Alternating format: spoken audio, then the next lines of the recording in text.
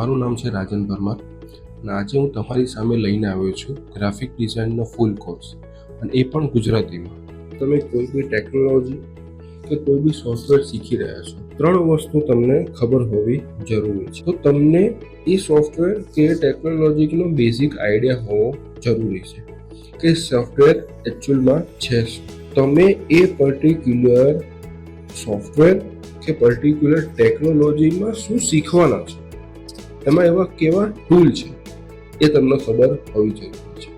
અને ત્રીજો અને સૌથી મહત્વનો પ્રશ્ન છે કે એ ટેકનોલોજી એ સોફ્ટવેર શીખ્યા પછી તમે એનો ઉપયોગ કરીને કેવી ડિઝાઇન, કેવું કામ કરી શકવાના છો, અને એ કામની સામે તમને કેવું વળતર એટલે કે ઇન્કમ કે સેલરી તમને મળવાની છે. આ 3 પ્રશ્નો જ્યારે બી તમે કોઈ બી નવું સોફ્ટવેર શીખો છો, કોઈ બી નવી ટેકનોલોજી શીખો છો, તો તમને આ 3 પ્રશ્નનો જવાબ ખબર હોવી જરૂરી છે. તો ઉદાહરણ તરીકે અત્યારે આપણે લઈએ છીએ કોરલ.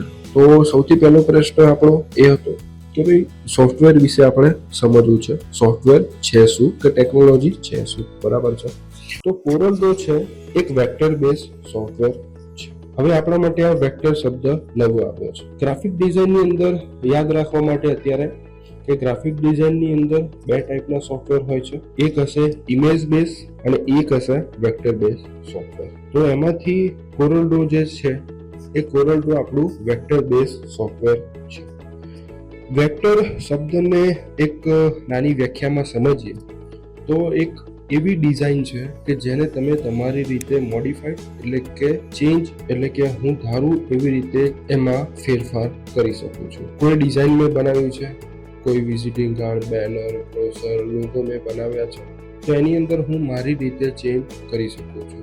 કે એને સિમ્પલ એવું કહીએ કે એડિટેબલ છે. આપણે કદાચ એ વર્ડ તમે કોઈના માટે સાંભળ્યો હશે કે ભાઈ મને આ એડિટેબલ ફાઇલ જોઈએ છે. વેક્ટર વર્ડ તમને વિશે થોડુંક માહિતી મળી હશે, બરાબર. જેમ આગળ જઈશું એમ આપણે ડિટેલમાં જ્યારે સમજીશું ત્યારે બી હું તમને ફરીથી સમજાવીશ કે ભાઈ વેક્ટર એટલે.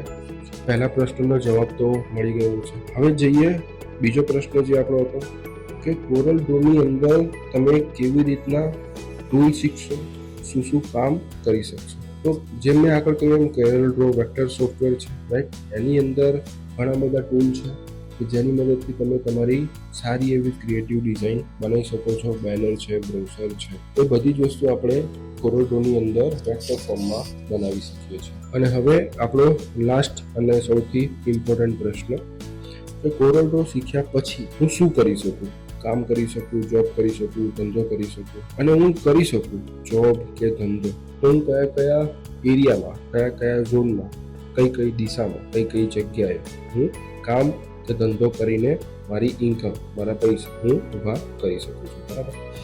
તો સૌથી પહેલાં જે મેં કીધું હતું એમ કે કોરલ ડ્રો મીડિયા એટલે કે ડિજિટલ મીડિયા અને પ્રિન્ટિંગ મીડિયા એ બંનેમાં કામ લાગે છે. તો જ્યારે બી તમે કોરલ ડ્રો શીખો છો, શીખ્યા પછી તમે નક્કી કરી શકો છો કે ભાઈ મને પ્રિન્ટિંગ મીડિયામાં કામ કરવું વધારે પસંદ છે. તો હું ધારો કે પ્રિન્ટિંગ મીડિયાની અંદર ઉદાહરણ તરીકે લઉં તો કોઈક મોટા પ્રેસ હોય, એ પ્રેસની અંદર હું એઝ અ ગ્રાફિક ડિઝાઇનર કામ કરી શકું છું. કોઈ મોટો ધંધો જે કરે છે એના ત્યાં બી હું ગ્રાફિક ડિઝાઇનર તરીકે કામ કરી શકું છું કે જે બેનર, બ્રોશર ને પ્રિન્ટિંગનું કામ કરે છે. કોર્પોરેટ વર્લ્ડમાં જઈએ, કોમર્શિયલ દુનિયામાં જઈએ તો ત્યાં બી હું કોઈ મોટી શોપ છે, મોટી દુકાન છે, તો ત્યાં બી જ્યાં પ્રિન્ટિંગનું કામ થઈ રહ્યું છે એ બધી જ જગ્યાએ એક સાદી અને સિમ્પલ ભાષામાં સમજાવું તો જ્યાં પ્રિન્ટિંગનું કામ થઈ રહ્યું છે એ બધી જ જગ્યાએ હું મારી રીતે, મારી ક્રિએટિવિટી પ્રમાણે હું કામ કે ધંધો કરી શકું છું. હવે બીજો ઝોન, બીજો પાર્ટ, બીજી જગ્યા કે જેને આપણે ડિજિટલ મીડિયા કહ્યું હતું. તો ડિજિટલ મીડિયાની અંદર બી હું ધારો કે કોઈ આઈટી કંપની છે, બરાબર, ઇન્ફોર્મેશન એન્ડ ટેકનોલોજીની કંપની છે, તો ત્યાં હું એઝ અ ડિઝાઇનર હું કામ કરી શકું છું કે જેમના માટે હું સોશિયલ મીડિયા પોસ્ટ બનાવીશ, એમના ધંધા રિલેટેડ, એમના સર્વિસ રિલેટેડ. કાં તો પછી હું મારું કમ્યુનિકેશન સારું છે, વાતચીત સારી છે, હું કોઈ સાથે વાત કરીને મારી સર્વિસ, મારો ધંધો સમજાવી શકું છું સારી રીતે. હું આ સર્વિસ પ્રોવાઈડ કરું છું, આવું હું કામ જાણું છું, આવું કામ કરું છું, એવું કંઈ એમને સામેવાળાને સમજાવી શકું છું.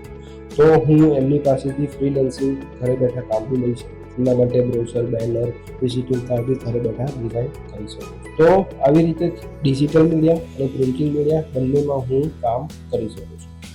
તો તમને સારો એવો સમજ પડી હશે, તમને મજા બી આવી હશે, બરાબર છે. તો ચલો હવે આગળ જઈએ અને થોડું વધારે ડિટેલમાં સમજીએ કે ગ્રાફિક ડિઝાઇન શું છે, ગ્રાફિક ડિઝાઇનની અંદર શું છે, ગ્રાફિક ડિઝાઇનમાં શું શું બની શકે, કેવા કેવા સોફ્ટવેર આવશે, કયા સોફ્ટવેર શું કામ કરશે, એવું કંઈક સમજીએ. પ્રથમ જોઈશું કે ગ્રાફિક ડિઝાઇનના ફંડામેન્ટલ્સ. ગ્રાફિક ડિઝાઇનને તમે બે ભાગમાં ડિવાઈડ કરી શકો છો. એક છે ડિજિટલ મીડિયા અને એક છે પ્રિન્ટિંગ મીડિયા. હવે આ ડિજિટલ મીડિયા અને પ્રિન્ટિંગ મીડિયાને થોડું ડીપમાં સમજીએ, બરાબર છે. સૌથી પહેલાં જોઈએ ડિજિટલ મીડિયા. તો ડિજિટલ મીડિયા એટલે શું છે? તો તમે તમારા મોબાઈલની અંદર, વોટ્સઅપની અંદર કોઈનો ફોટો, કોઈની પોસ્ટ તમારા વોટ્સઅપમાં આવે છે અને તમે જુઓ છો. કોઈ તમને ગુડ મોર્નિંગનો મેસેજ કર્યો છે, કોઈએ તમને એમના ધંધા રિલેટેડ કોઈ પોસ્ટ બનાવીને, ડિઝાઇન બનાવીને મોકલી આપી છે. તો એ છે તમારું ડિજિટલ મીડિયા, કે જે વસ્તુ તમે તમારા ડિજિટલ ઇક્વિપમેન્ટમાં તમે જોઈ રહ્યા છો, કે જેને તમે ટચ નથી કરી શકવાના, હાથમાં ફીલ નથી કરી શકવાના, બરાબર છે. તો એ છે આપણું ડિજિટલ મીડિયા, કે જે તમે તમારી ડિઝાઇન પ્રેઝન્ટ કરવાના છો. બીજું છે પ્રિન્ટિંગ મીડિયા. પ્રિન્ટિંગ મીડિયા એટલે તો જે ડિઝાઇન ને તમે કાગળ ઉપર મશીનની મદદથી પ્રિન્ટ કરવાના છો, કોઈ મટીરિયલ ઉપર, કોઈ કાગળ ઉપર પ્રિન્ટ કરવાના છો, તો એ થઈ ગયું તમારું પ્રિન્ટિંગ મીડિયા. ઉદાહરણ તરીકે લઈએ, તમે કોઈ ધંધા રિલેટેડ વિઝિટિંગ કાર્ડ બનાવ્યું છે, બિઝનેસ કાર્ડ બનાવ્યું છે, એ બિઝનેસ કાર્ડને તમે પ્રિન્ટ કરાવશો. તેવી જ રીતે કોઈનું બ્રોશર, ધંધા રિલેટેડ કોઈ બ્રોશર બનાવ્યું છે, ફ્લાયર, કેટલોગ કહીએ છીએ ને, એવું કંઈ બનાવ્યું છે, તો એ લાસ્ટમાં ડિઝાઇન ફાઇનલ થયા પછી એનું પ્રિન્ટ થશે અને જે તે જગ્યાએ ડિસ્ટ્રીબ્યુટ થશે. ચાલો મિત્રો, તો અત્યારે તમને સ્ક્રીન ઉપર એક ચિત્ર દેખાઈ રહ્યું છે. હવે સ્ક્રીન ઉપર દેખાતા ચિત્રને જોઈને તમને આઈડિયા તો આવી ગયો હશે કે ચિત્ર શાનું છે અને શું છે, બરાબર છે. છતાં બી તમને એવું કહેવામાં આવે છે કે તમે કોઈ કેરીનું ચિત્ર બનાવો, કે કેરીની ડિઝાઇન બનાવો. તો સ્ક્રીન ઉપર જે તમને ચિત્ર દેખાઈ રહ્યું છે એવું કંઈક આકાર તમારા મગજમાં બનશે, કારણ કે આપણને ખબર છે કેરીનો આકાર આવો કંઈક હશે. હવે આના પરથી સમજીએ કે ગ્રાફિક ડિઝાઇન એટલે શું છે. ગ્રાફિક ડિઝાઇનની અંદર બે વર્ડ છે, ગ્રાફિક્સ અને ડિઝાઇન.